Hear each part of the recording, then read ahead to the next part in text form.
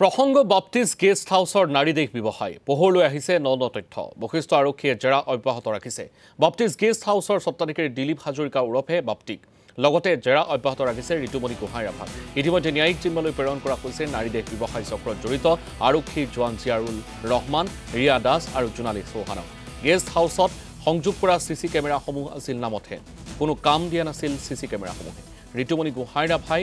দিয়া যৌন নিৰ্যাতনৰ অভিযোগত বিগত বৰ্ষত জেললৈও গৈছিল আৰক্ষী জোৱান জিয়াৰুল ৰহমান কিন্তু কেন্দ্ৰীয় কাৰাগাৰৰ পৰা ওলাই অহাৰ পিছত পুনৰ দুয়ো নামি পৰিছিল দেশ ব্যৱসায় চক্ৰত আৰক্ষীৰ জোৱান হৈও যুৱতী যোগান ধৰাত সহায় কৰিছিল জিয়াৰুলে বহু গ্ৰাহকো যোগাযোগ কৰি দিছিল জিয়াৰুলে গ্ৰামাঞ্চলৰ বহু যুৱতীক কৰ্মসংস্থাপন দিয়াৰ আশাৰে গুৱাহাটীলৈ আনি নাৰীদেশ ব্যৱসায়ত নমাইছিল ঋতুমণি গোহাঁই ৰাভা জিয়াৰুল ৰহমান ৰিয়া দাস আৰু জোনালী চৌহান ইফালে তদন্তত পোহৰলৈ আহিছে আন এক তথ্য চাকৰি দিয়াৰ নামত ৱেবছাইট খুলি যুৱতীসকলৰ সৈতে যোগাযোগ কৰিছিল বাপ্তি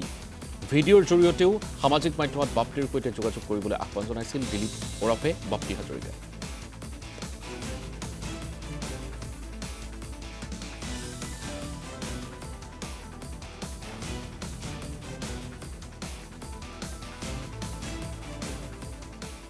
Guys, মই এটা ওয়েবসাইট বনাইছো যেটো ওয়েবসাইটৰ যোগেদি আপোনালোকে একদম সহজতে এটা প্ৰাইভেট জব বিচাৰি পাব পাৰে বা এটা প্ৰাইভেট জবক এপ্লাই কৰিব পাৰিব বা এটা প্ৰাইভেট জব আপোনালোকে পোষ্ট কৰিব পাৰিব ভিডিঅটো কেনেকুৱা লাগিছে জনাব আৰু যদি ভাল লাগে কমেন্ট কৰিব মই ইয়াৰ লিংকটো নেক্সট ভিডিঅ ডেসক্ৰিপচনত দিব কাৰণে চেষ্টা কৰিম গাইজ বৰ্তমান টাইম হৈছে 2:42 মই ল্যাপটপ স্ক্ৰিনত আপোনালোকক দেখাই দিছো ৰাতি 2:42 হৈছে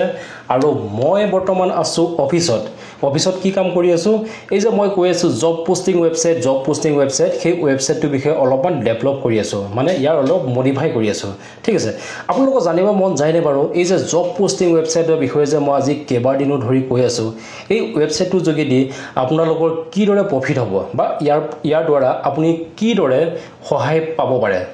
যদি জানিবলৈ মন গৈছে এটা কমেন্টত এস লিখি দিব আৰু যদি জানিবলৈ ইচ্ছা যোৱা নাই নো এটা লিখি দিব Bye.